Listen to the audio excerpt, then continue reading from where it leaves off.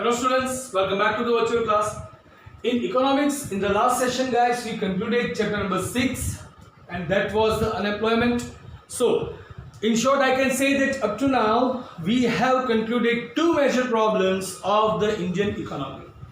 Indian economy ને backward જે drain કરે છે, જે backward drag કરે છે, એવા બે problem major છે આપણે clear કરી ચૂક્યા છીએ and that is poverty and unemployment. કે જેને કારણે ઇન્ડિયન ઇકોનોમી ખૂબ જ ડાઉન જાય છે. આપણું જે એક લેવલનું ડેવલપમેન્ટ હોવું જોઈએ એ ડેવલપમેન્ટ સુધી આપણે પહોંચી નથી શકતા, રાઈટ? સો એ જે બંને પ્રોબ્લેમ્સ છે એનો root cause and the third and the biggest and major problem ever and that is the population which is going to be your chapter number 7. આજના સેશનમાં I am going to make you introduce about this chapter કે શું કામ આ chapter સમજવું જોઈએ, શું જરૂર છે આ ચેપ્ટરની, પોપ્યુલેશનને સમજવી આપણા માટે કેટલી જરૂરી છે, બરાબર? એ સિવાય વોટ ઇઝ પોપ્યુલેશન અને આ ચેપ્ટરમાં શું શું કન્ટેન્ટ આવવાના છે દરેક વસ્તુ વિશે આપણે સમજવાના છીએ. બહુ બેઝિક ટર્મ્સ છે guys. Population means the total people living in to the nation, right? કોઈ પણ એક નેશનની અંદર જેટલા લોકો રહે છે એ ટોટલ જે લોકો છે એને આપણે પોપ્યુલેશન એટલે કે ગુજરાતીમાં વસ્તી તરીકે ઓળખીએ છીએ. એટલે કે the people residing in to the nation, ગુજરાતીમાં કહીએ તો દેશમાં વસતા લોકો. Currently, we all know that we have reached the benchmark of 1.25 billion, એટલે કે 125 કરોડ કરતા વધારે આપણા દેશની વસ્તી પહોંચી ચૂકી છે. તો અહીંયા આપણા માટે બહુ મેજર પ્રોબ્લેમ ઊભો થાય છે. એની પાછળનું પહેલું રીઝન કે જેટલું પોપ્યુલેશનનું લેવલ રેઝ થશે એટલું આપણા જેટલા નેચરલ રિસોર્સિસ છે એ બધા ડિપ્લીટ થવાના જ છે. કારણ કે બેઝિક નીડ તો દરેક લોકોની હોય જ છે. જેને જન્મ લીધો છે, બરાબર, તો પોપ્યુલેશન ઓછી હોવાને કારણે એ પર્સન કંઈ ખાવા પીવાનું તો બંધ નહીં કરી દે, રહેવાનું બંધ નહીં કરી દે. જમીન છે, ગ્રીન વેજીટેબલ્સ છે, ફ્રૂટ્સ છે, શ્રબ્સ છે, ટ્રીઝ છે, રિવર્સ છે, બરાબર, આ બધાનો યુઝ તો જેટલા લોકો દેશમાં જન્મ લેશે દરેક લોકો કરવાના જ છે. સો પોપ્યુલેશનનું લેવલ વધારે છે જ્યારે નેચરલ રિસોર્સિસ છે એની સપ્લાય ઓછી છે જેને કારણે એનું ડિપ્લેશન થઈ રહ્યું છે. That comes to the first problem. Second, જ્યારે અનસ્કિલ્ડ પોપ્યુલેશન વધે એટલે કે એવા લોકો વધે કે જે લોકોમાં પ્રોપર સ્કિલ નથી, બરાબર, તો નેચરલ રિસોર્સિસ છે, બરાબર, એ યુટિલાઇઝ તો થશે પણ એના બેસ્ટ પોસિબલ મેનરમાં યુટિલાઇઝ નહીં થાય, બટ વેસ્ટેજ વધારે થશે. સો એની હાઉ નેચરલ રિસોર્સિસ જો ઓછા થઈ જાય તો ડિફાઇનેટલી આપણા કન્ટ્રીને જો બેનિફિટ મળવાનો હતો એ બેનિફિટ મળતો બંધ થઈ જશે. કારણ કે બેસ્ટ આપણા કન્ટ્રીનું પ્રોડક્શન નેચરલ રિસોર્સિસ પર તો બેઝ કરે છે. ઇન્ડસ્ટ્રીયલ સેક્ટરમાં કોઈ પણ વસ્તુનું પ્રોડક્શન જોઈ લો તો એના પ્રોડક્શન માટે the natural resources are the key element, right? એની જરૂર તો પડશે જ. છેલ્લે કાંઈ તો કોઈ પણ પ્રોડક્શન પ્રોસેસમાં પાણીની જરૂર તો પડશે જ. બટ જો યુઝેબલ વોટર જ નહીં રહે તો શું કરશું? That comes to one of the biggest problem. તો આ તો એક ખાલી એક્ઝામ્પલ હતું, but each and everything, right, each and every natural resource are the kind to be worried when the population is raising, બરાબર? તો સ્ટડી જ્યારે આપણે ઇકોનોમીની કરીએ છીએ ત્યારે આ સમયે આપણે નેચરલ રિસોર્સિસ ઉપર પણ ધ્યાન આપીએ છીએ. તો એનો કઈ રીતના યુઝ થાય છે તો પોપ્યુલેશન પર ડિપેન્ડ કરે છે, બરાબર? તો સૌથી પહેલા તો આ ચેપ્ટર એટલે સમજવું જરૂરી છે કે આપણે આપણા નેશનની ઇકોનોમીને બૂસ્ટ કરી શકીએ, રાઈટ?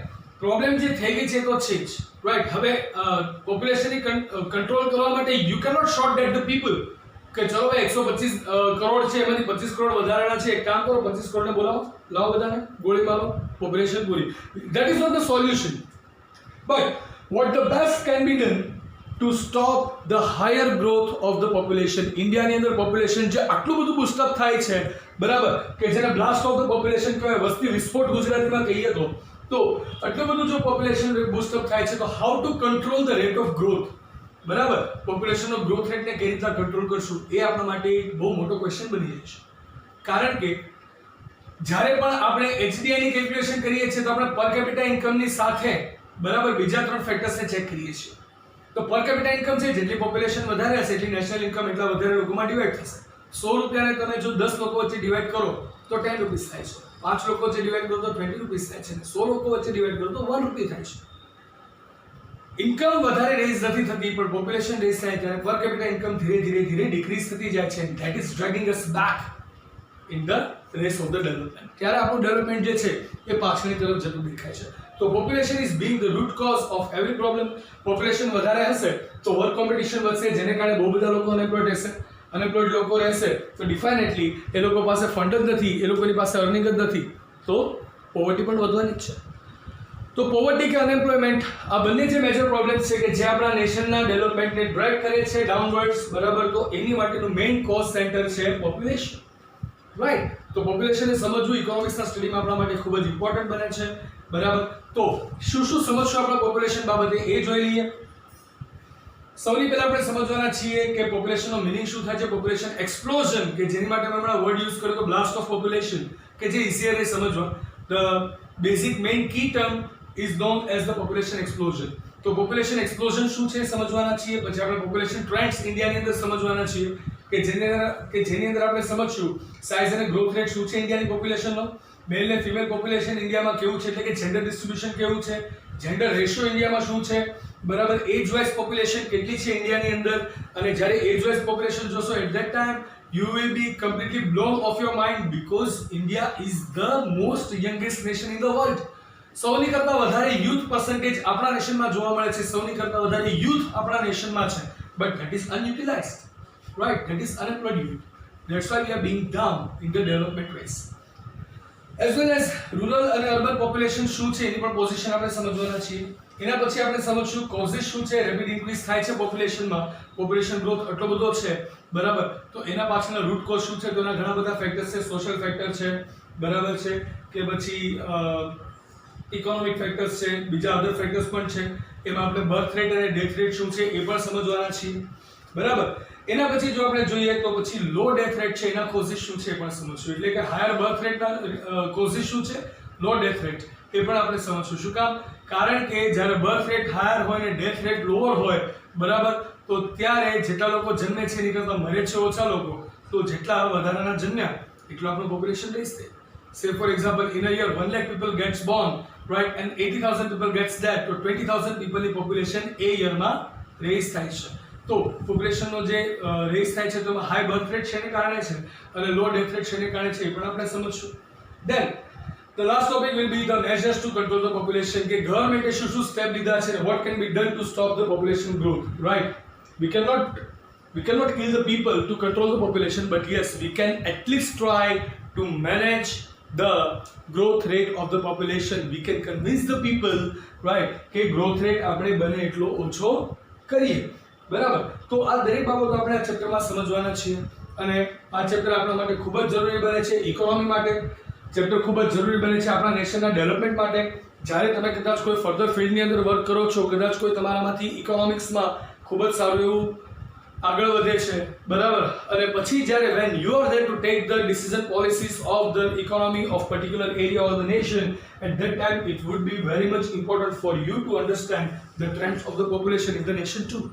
કે પોપ્યુલેશન શું છે, કઈ રીતની છે, કેવી છે, એજ્યુકેટેડ છે, અનએજ્યુકેટેડ છે, રૂરલ એરિયાસમાં કોણ કોણ છે, અર્બન એરિયાસમાં કોણ કોણ છે, એગ્રીકલ્ચર ઉપર કેટલા લોકો નભે છે, રાઈટ. આટલા બધા પોપ્યુલેશન રેઝ થાય છે તો એની પાછળના રીઝન શું, પાસ્ટની અંદર એટલા પોપ્યુલેશન રેઝ થઈ ગયા તો એના રીઝન શું હતા, પહેલા ડેથ રેટ શું હતો, અત્યારે ડેથ રેટ શું છે. ઇન્ડિયાના જો તમે પોપ્યુલેશન ટ્રેન્ડ જુઓ તો there is one year which is known as the Great Division year, right, because that was the only year કે જેમાં પોપ્યુલેશન માઇનસમાં આવી હતી, એટલે કે પોપ્યુલેશનનો ગ્રોથ રેટ માઇનસમાં થયો હતો. બાકી દર વર્ષે પોપ્યુલેશનનો બ્લાસ્ટ જ થયો છે, એક્સપ્લોઝન જ થયું છે, રાઈટ. તો એ ટ્રેન્ડ શું છે, એની પાછળના કોઝિસ શું હતા. ડેથ રેટ પહેલા હાઈ હતી એક સમય, તો એ ઓછી થઈ.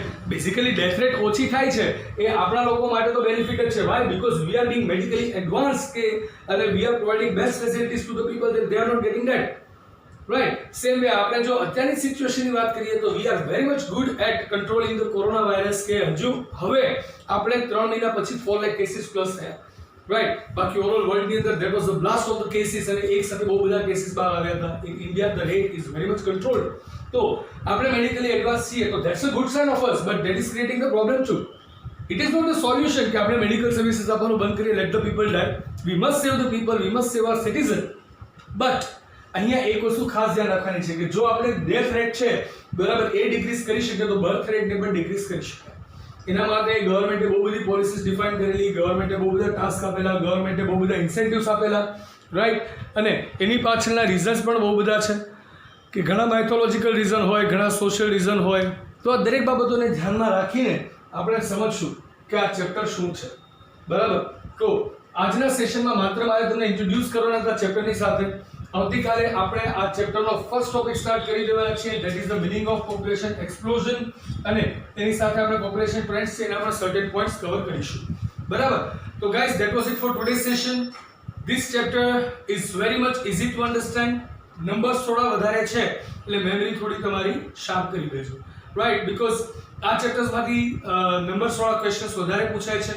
So that would be quite beneficial for you if you remember the numbers now onwards, so that March ની અંદર જ્યારે પણ final exam આવે at that time you can easily revise all the numbers, you can easily recite all the numbers and you can achieve real good marks in the examination. બરાબર.